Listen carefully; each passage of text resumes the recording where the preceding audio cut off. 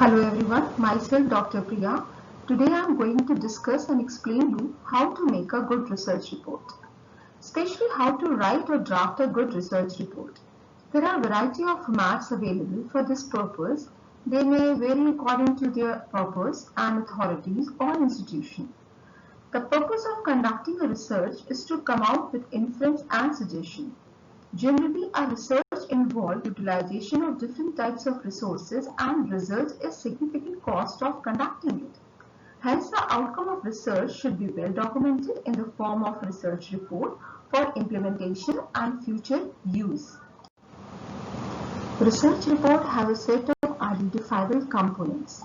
The components of research should be decided keeping in the mind the need of the people, like if you are a management student and doing your internship, then your component should be aligned with the organization as well as your college needs. Now here I am going to explain a report format which is generally acceptable to college and university. Generally, a research report consists of three parts: the preliminaries, the text, and the reference material. The preliminaries do not make a direct contribution to the identifiable research problem. However, it assists the reader in using the research report. The preliminary contains a title page, declaration, acknowledgement, preface, table of content, list of table, and list of figures. The next part of the research is the main or the text body. It includes an introduction about your research, your background, or you can also call it as a literature review, your problem statement, research objective, and if you have any hypothesis, so you have to mention over there your methodology, the way by which you can conduct your research and collect your data. The next one is your data analysis. How will you interpret your data? And the next is a conclusion and suggestion. And the third component of research report is a reference material. Reference material means from where you will take the references from your research. It may contain a bibliography and appendix. So in the preliminary section, the first one is a title page. The title should communicate what the study is about. A well-constructed title makes it easy for the reader to understand and determine the nature of the topic. It includes the title of the report, the degree for which the report or dissertation is submitted, researcher, guide or the supervisor name, to whom it is submitted, and name of the institute or the university. This is the format of your title page, where you can see that the first line shows the title of your research report, that is impact of career planning on employee turnover intention, evidence from leading garment factory in Kanpur. The second line shows from which purpose or from which degree you are submitting your report. So it may be written down like that: a research report submitted in a partial fulfillment of the requirement for the degree of MBA HR and IR, or MBA in marketing, MBA in finance, international business, or any other courses.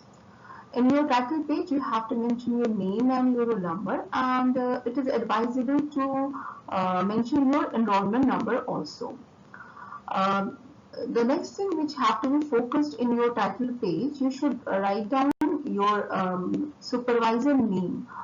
If you did your research in the two different person, your supervisor is different, and from whom you are submitting your report is a different person, then you have to write their name, designation, and their addresses in a different places. And if both are the same person, then there is no need to write them twicely. In your title page, you should also stick your university or the college logo along with the name of your institution with the month and year. The next one is a declaration. Actually, declaration is a letter where you declare that this project is their own preparation and not copied from the anywhere else.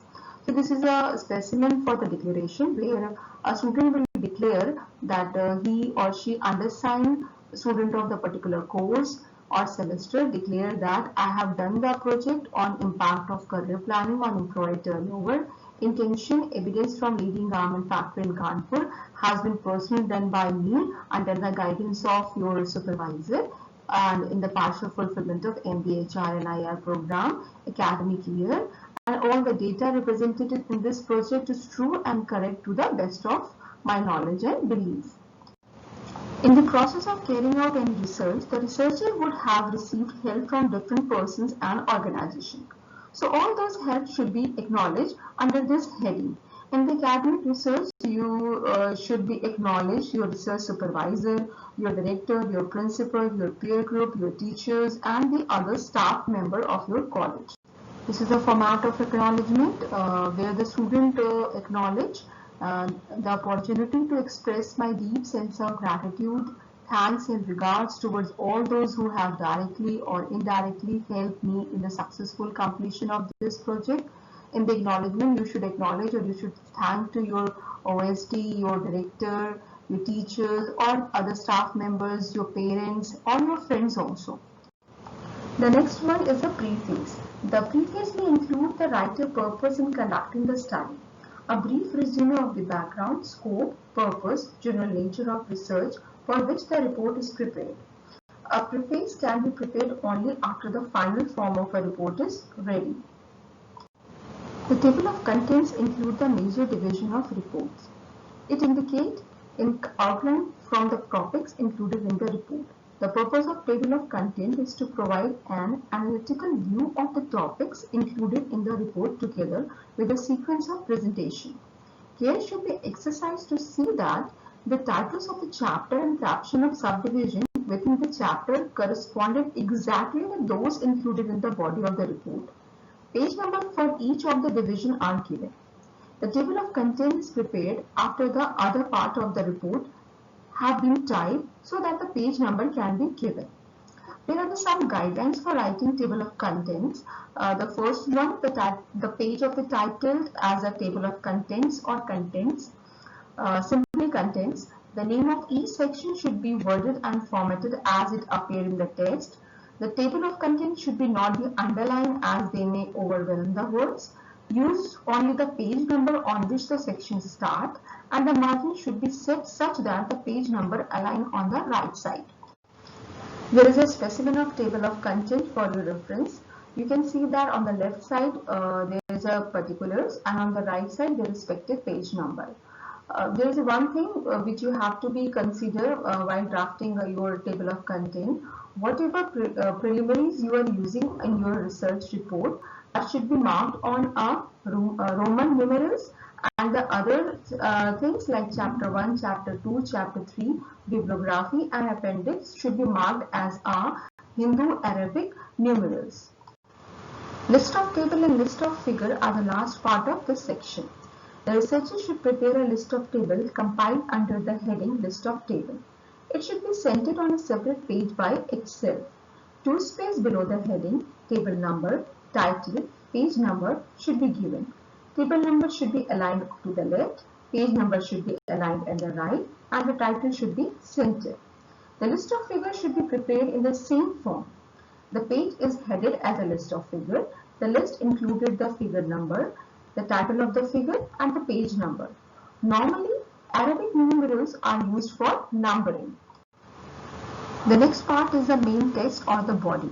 The text is the most important part of the report, as it is in this section that the writer presents the fact. The researcher should devote the greater part of attention to the careful organization and presentation of his finding or arguments. The text of report should be divided into different chapters depending upon the type of the research, like introduction, literature review, objective of research, research methodology, data analysis, and conclusion. But the first one is an introduction. This chapter on introduction should begin with the background of the research topic and a state-of-art scenario in brief.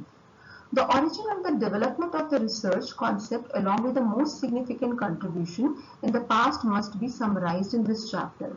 At the end of this chapter, the plan of research is in the form of a flowchart should be presented.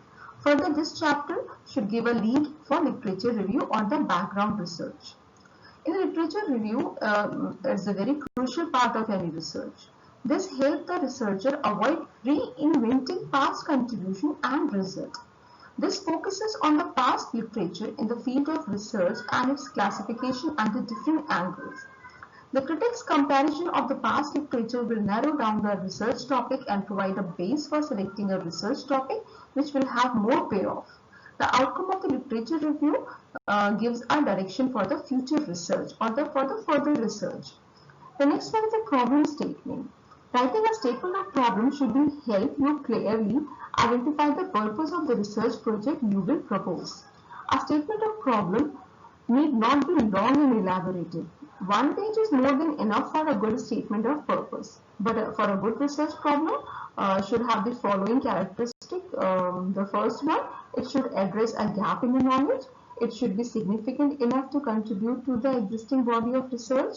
It should lead to further research. The problem should render itself to investigate through collection of data. It should be of interest to the researcher and suit his or her skills, time and resources. And the approach towards solving the problem should be ethical. The next one is a research objective. It provides the purpose of the research. The objective may be research question and associated investigative questions. In correlation study, the hypothesis statements are included. Hypotheses are generally a declarative statement describing the relationship between two or more variables. They state clearly the variables of concern, the relationship among them, and the target group being studied. Operational definition of variables should be included. And the next one is a very important part of your research, that is your methodology. Methodology contains how will you did your research, in what way you did your research, that is a methodology.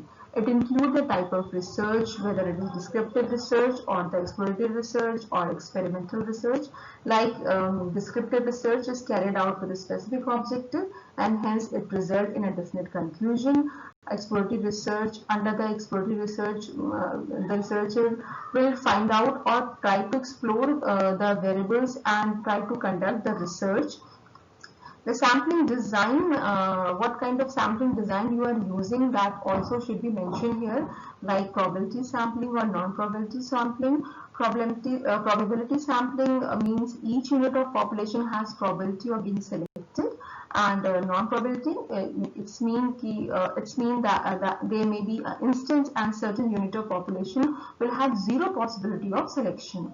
Under the probability sampling, there are the various techniques like simple random sampling, systematic, stratified, cluster sampling. And under the non-probability sampling, the convenience sampling, quota sampling, judgmental sampling are the part of the non-probability sampling. The next one is a sample size. Sample size determines the strength of your research report.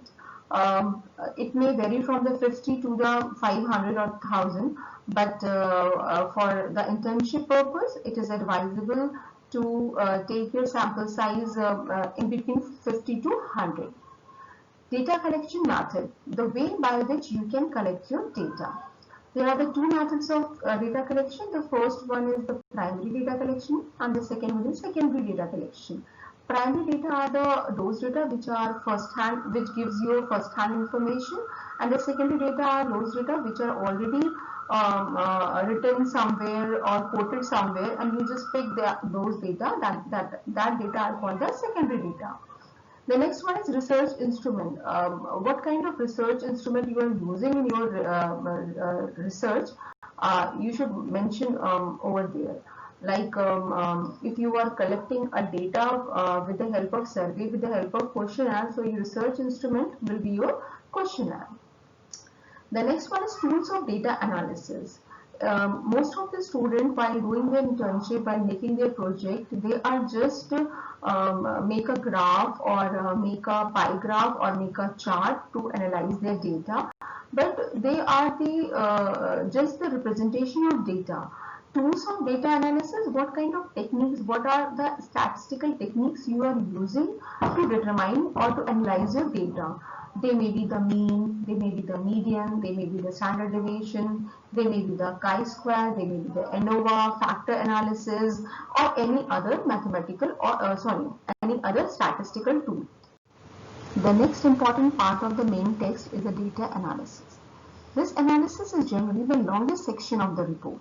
The objective is to explain the data. Wherever needed, the data should be supplemented with a chart and graph. The second type of analysis is the testing of the hypothesis. Hypotheses are the assumptions which has to be tested through your research. The different hypotheses which have been formulated earlier are tested at this stage. Correlation, regression, chi-square, ANOVA, t-test, z-test, and many more tools and tests available for hypothesis testing. The last part of the main text of the body is a conclusion and suggestion. It summarizes research findings, contribution of the study, suggestions, limitation of the study, and also the scope for the future research. This is a specimen of data analysis. Whatever question you have asked in your questionnaire should be properly presented in your report. And that should be in a statement form, not in a question form. Like in a questionnaire, if you have written there what are your job satisfaction level, but while you are making a analysis part, you just put down the statement that employees with their job satisfaction level. And there's a table which shows the high job satisfaction level, moderate job satisfaction level, low job satisfaction level among the male and female. And along with this table, there is a bar graph where you can see that there are the three bars which shows the high satisfaction level, moderate satisfaction level, and low satisfaction level. And then you have to give your interpretations. Like by this graph, you can easily identify that the employee of that particular organization have a moderate level of job satisfaction. So the last part of your research report is a reference material.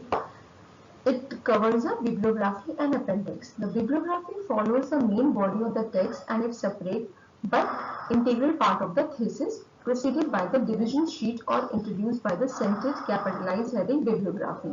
A bibliography is a list of secondary sources consulted while preparing the report.